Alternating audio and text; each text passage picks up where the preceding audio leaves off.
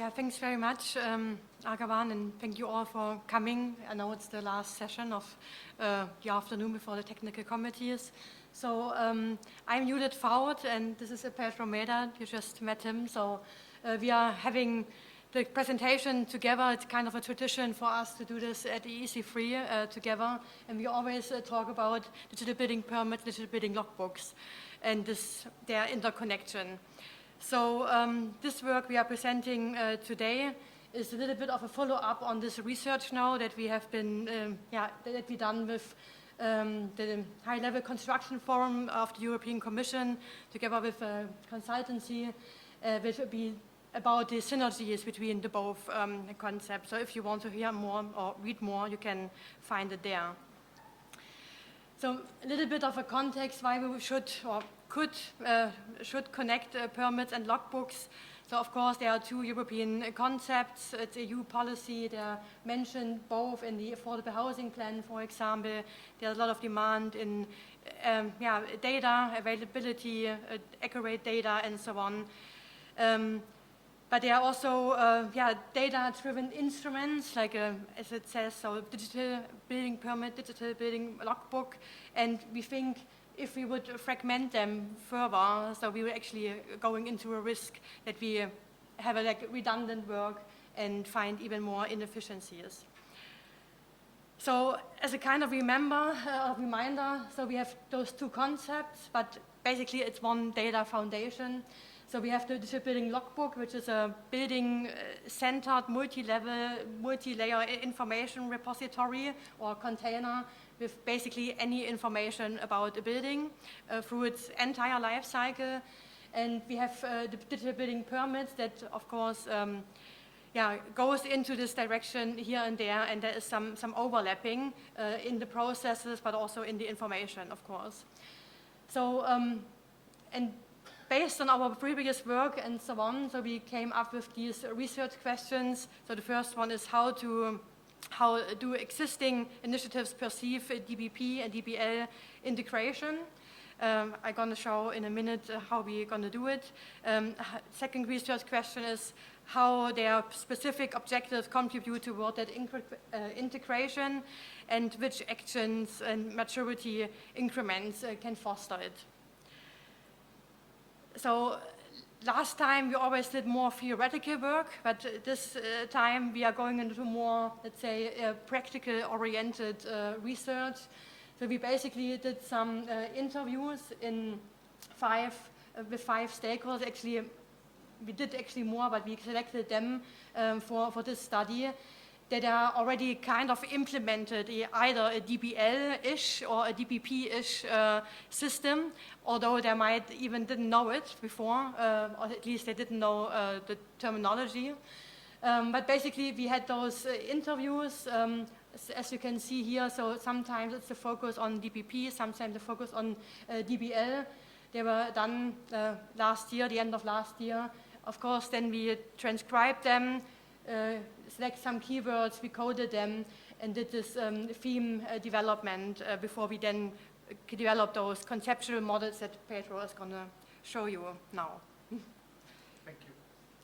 Thank you, Judith. So in each one of the 5 interviews, we understand that several concepts and several aspects were priority for the initiatives that were being implemented or they were evolving. So the first thing we did was kind of try to absorb and with the coding try to organize and systematize all the ideas from the interviewees and their tools, their roles, what they are really doing, and try to organize them. Of course, these are the 5, and they are here only together just for you to understand that each colors and shapes are representing the same thing, even if in the interviews it was not like that. So we start with the first, was the case of a digital construction platform, where, for example, there was a clear notion of the digital building permit, a conscious use of BIM for that, also the relation with GIS and the aim of having a country digital twin.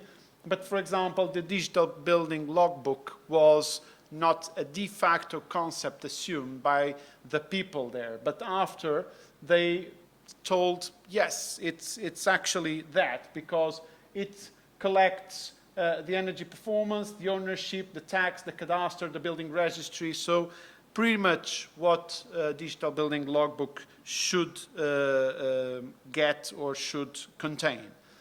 Then there were other initiatives, one pretty focused on the Digital Building Logbook, I would say the only one focused on the Digital Building Logbook, and they were discovering how the link with building permit could be done here, and how having Digital Building Logbooks centralized at the municipality level would enable a city platform that we collect there, because it was supposed to be future development.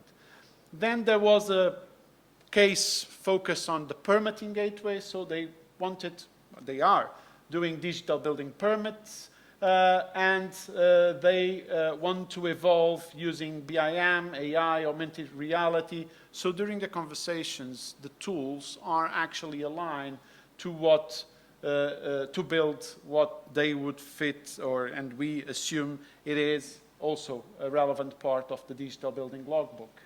And then we had the city digital twin, so starting at city level and with the digital twin, with all the limitations that we already heard here today during this session. And of course, one of the aspects was the digital building permit. So in the end, or in the middle, in this case, the logbook came in as another concept. And last but not least, we had the observatory, so an initiative to build a building stock observatory that is focused on a regulation and actually an article from the Energy Performance of Buildings Directive. So it's a demand from the European Commission where there will be a building stock observatory, but the requirements of that building stock observatory come back to the digital building permit and also to the digital building logbook. So the initiatives combined, and this is kind of getting to the outcomes. Sorry, let me place it here a little bit bigger. So the initiatives combined. So the permit, digital building permit, is governed and the demand from the EU. The digital building logbook is being imposed by the European Commission. The European Building Stock Observatory is also a request for the EU, and all these are in regulations, directives, guidelines, etc. So there should be frameworks such as this in order for all the people guide and orient and position what are they doing and where should they evolve to. So this was kind of the main contribution that we wanted. Of course, we only interviewed, or we just, for this work, only got the contribution of 5 interviewees, but these represent each one of them real initiatives already on the field and already with a lot of work done.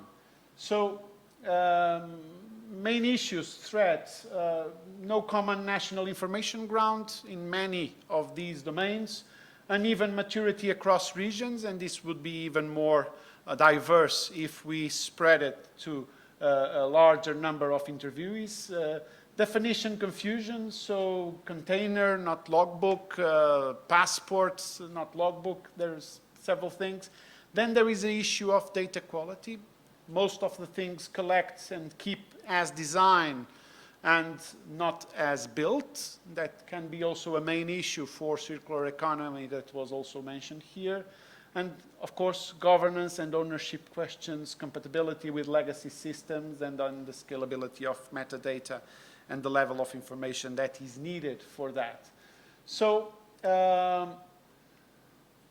one of the things that we identify as future work is to mimetize the digital building permit maturity framework into a digital building logbook maturity framework, where all these aspects should be approached, and each initiative has and brings specific assets that need to be considered. Therefore, they were all part of our last contribution or the central framework.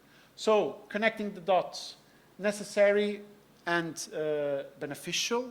I would say we put there, but emergent, and I would say also urgent, because otherwise we will fail to do these things. Then we have, again, already mentioned, just highlight that the perception varies depending on the scale, and of course we had very enlightened people at the EU level, and we had also very enlightened people at municipality level, but less.